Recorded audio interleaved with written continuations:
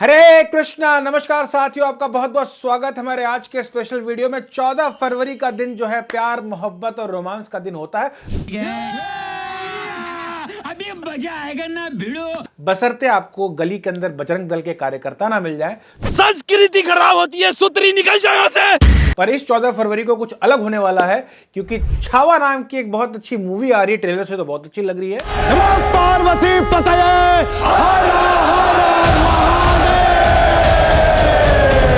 जिसमें कि छत्रपति शिवाजी महाराज के जो सुपुत्र हैं छत्रपति संभाजी महाराज की कहानी को दर्शाया गया है।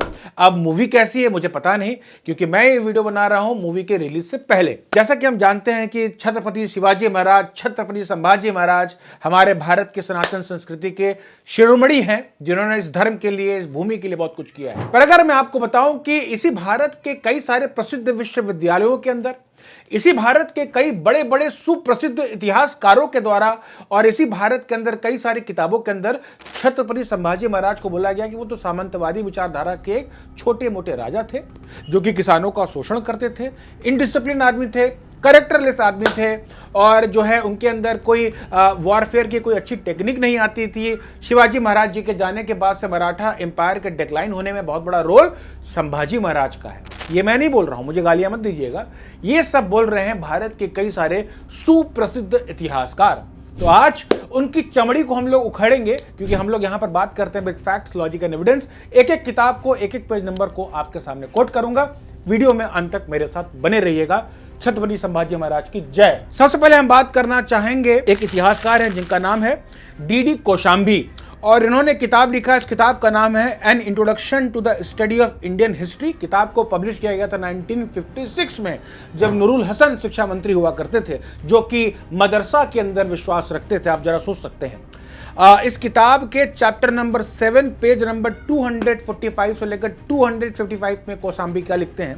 कौशाम्बी लिखता है कि मराठा एम्पायर संभाजी महाराज को इंक्लूड करते हुए एक फ्यूडल, एक सामंतवादी विचार पर चलने वाला राज्य था, जो कि इकोनॉमिक मोटिव के लिए कार्य करता था। मराठा और मुगल का जो कॉन्फ्लिक्ट था, उसके पीछे कोई रिलीजियस या आइडियोलॉजिकल रीजन नहीं था। उसके पीछे मात्र और मात्र एक मात्र मोटिव था, वो था इकोनॉमिक मोटिव।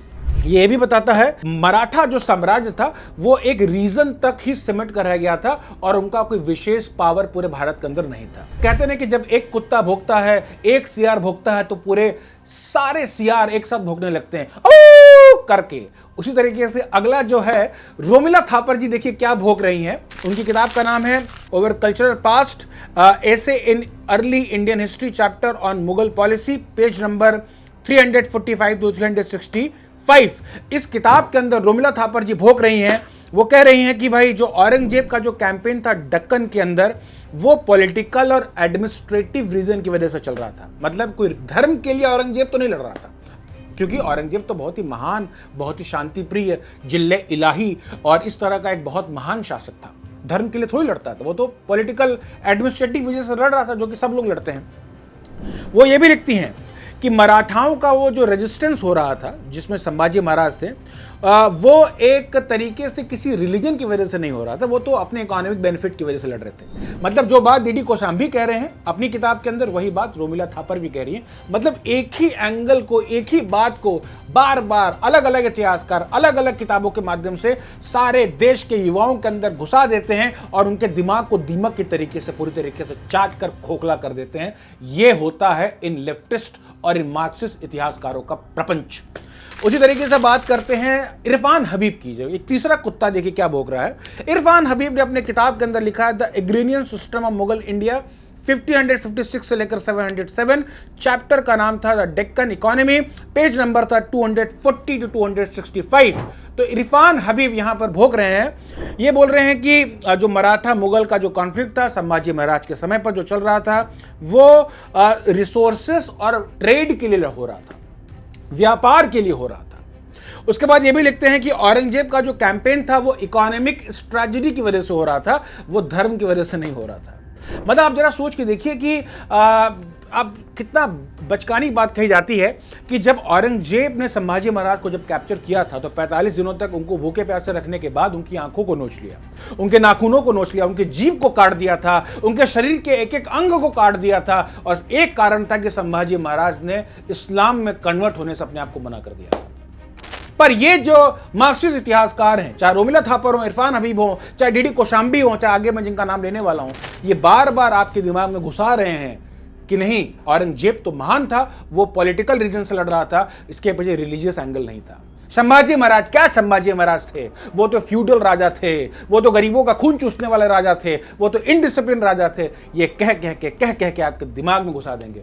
अब मुझे नहीं पता कि छावा मूवी में किसको रेफरेंस बना के इन लोगों ने अपनी रिसर्च को किया है, क्योंकि हमने देखा आदि पुरुष के समय किस तरीके से बॉलीवुड वालों ने धोखा दिया, किस तरीके से बॉलीवुड वाले अच्छा ट्रेलर बना के बाद में कुछ भी घुसा देते। इसलिए पहले ही आपको बता दे रहा हूं कि जो लेफ्टिस्ट किताब हैं, लेफ्टिस्ट इतिहासकार हैं, वो किस तरीके का प्रपंच हमारे साथ करते हैं और क्या क्या कर रहे हैं। आगे चलते साथियों, एक और इतिहासकार हैं, एक और बहुत बड़े कुत्ते हैं जिनका नाम है सतीश चंद्र जी। इन्होंने अपनी किताब लिखी है मेडिवल इंडिया। इनका किताब का नाम था from Sultanat to Mughal volume 2 chapter 9 page number 250 to 270। Satish Chandra ji बोलते हैं कि भैया जो संभाजी महाराज का जो पीरियड था, शिवाजी महाराज के जाने की वजह से मराठा एम्पायर के डिक्लाइन होने का सबसे बड़ा कारण था। ये भी बोलते हैं कि संभाजी महाराज तो एक इनेबल आदमी थे, उतने उनकी योग्यता नहीं थी उनके अंदर कि मराठा एम्पायर के एडमिनिस्ट्रेशन को मैनेज कर सके। मतलब वो अयोग्य बता रहे हैं, संभाजी महाराज को अयोग्य कह रहे हैं, तो आप समझ जाइए कि योग्य हुआ औरंगजेब। तो सटल रूप से बार बार अपने बाप औरंगजेब की पूजा ये सारे लेफ्टिस्ट मार्क्सिस्ट इतिहासकार कर रहे हैं। उसी तरीके से आगे चलते हैं। आर एस शर्मा, इन्होंने किताब लिखी इंडियन फ्यूडलिज्म 1965 में इस किताब को पब्लिश किया गया। चैप्टर का नाम था chapter on religion power, page number 300-320 के बीच में। शर्मा भी ये बता रहे हैं कि मराठा एम्पायर एक सामंतवादी विचारधारा पर चलने वाला राजा था। संभाजी महाराज किसानों का शोषण करने वाला राजा था। ये देखिए नया एंगल। इन्होंने भी बोला कि संभाजी महाराज का जो कैंपेन था इसके अंदर कोई आइडियोलॉजिकल और कोई नेशनलिस्ट विचारधारा नहीं थी, वो तो पैसे कमाने के लिए कर रहा था। तो आप जरा सोच के देखिए कि हमारे भारत का कितना बड़ा दुर्भाग्य है कि हमारे भारत के इतिहासकारों ने किस तरीके से संभाजी महाराज को, किस तरीके से छत्रपति शिवाजी महाराज को, किस तरीके से मराठा एम्पायर को डिमीन किया है। आप जरा सोच के देखिए कि कितने जनरेशन वाइज तक इन लोगों ने और इनकी किताबों को पढ़ा है और अपने दिमाग के अंदर कूड़ा करकट को भरा है। और आज भी दुख की बात है कि इन्हीं की किताबों को यूपीएससी के अंदर, कॉम्पिटिटिव एग्जाम के अंदर, बड़ी बड़ी सेंट्रल यूनिवर्सिटीज के अंदर इनकी किताबों को ही पढ़ाया जाता है। अब मैं लेकर चलता हूं कि क्या वास्तविकता में जो जेन्युइन इतिहासकार हैं या जो न्यूट्रल इतिहासकार हैं वो छत्रपति संभाजी महाराज के बारे में क्या लिखते हैं। अब आपको मैंने बता दिया कि क्या प्रोपेगेंडा है और वास्तविकता में रियलिटी क्या, वो भी आपको बताना चाहूंगा। तो कई सारे भारतीय इतिहासकार हैं, फॉर एग्जांपल आरसी मुजुमदार जी हैं और भी कई सारे कंटेम्प्रेरी इतिहासकार हैं, पर उनकी किताबों को मैं आपके सामने कोट नहीं करूंगा, नहीं तो कई लोग कहेंगे हाँ भाई ये तो इतिहासकार भारतीय थे, हिंदू थे, ये तो अच्छा बताएंगे। मैं आपको कोट करूंगा कुछ ऐसे आर्काइव, कुछ ऐसे इतिहासकार जो कि भारत के नहीं बल्कि विदेशों के हैं, जो छत्रपति संभाजी महाराज के समय जब उन्होंने देखा है वो अपने अपने किताबों में, अपने अपने रिसर्च में उन्होंने मेंशन किया है। तो आइए ले चलते हैं साथियों आपको कुछ ऐसे इतिहासकारों के पास। सबसे पहले इतिहासकार थे जिनका नाम था AR डिज्नी, और जिन्होंने किताब लिखी थी the Portuguese colonialism in India 1500 to 1800, page number 140 to 150। तो AR डिज्नी अपनी किताब में बता रहा है कि जो पुर्तगालियों का जो कैंपेन चल रहा था गोवा के अंदर, कोंकण के अंदर, तो वो सारे मंदिरों को तोड़ रहे थे, सारे लोगों का धर्मांतरण, क्योंकि कैथोलिक क्रिश्चियन थे और सबका धर्मांतरण वो क्रिश्चियनिटी में कर रहे थे, जो कन्वर्ट नहीं हो रहा था उनका कत्लेआम कर रहे थे। तो उस समय ये AR डिज्नी अपनी किताब में लिखता है कि उनके इन्फ्लुएंस को अगर किसी ने रोका तो संभाजी महाराज ने रोका, अदरवाइज पूरा गोवा, पूरा कोंकण और धीरे धीरे पूरा महाराष्ट्र क्रिश्चियनिटी में कन्वर्ट हो जाता। उसी तरीके से एक VOC archive, national archive of Netherland में मेंशन है कि संभाजी महाराज ने नेवल ब्लॉकेज के द्वारा, क्योंकि डच जो बिजनेस करते थे वो समुद्री मार्ग से आते थे, तो उनके व्यापार को, उनके ट्रेड को अगर रोकने का सबसे बड़ा काम अगर किसी ने किया तो संभाजी महाराज के द्वारा जो नेवल फोर्सेस थे, जो उनकी नौसेना थी, उन्होंने डचियों को, पुर्तगालियों को उन्होंने हराया था। इसलिए आज भी देखते हैं कि आदरणीय प्रधानमंत्री नरेंद्र मोदी जी के द्वारा भारत के नौसेना के झंडे के अंदर छत्रपति शिवाजी महाराज का एम्ब्लम लगाया गया है।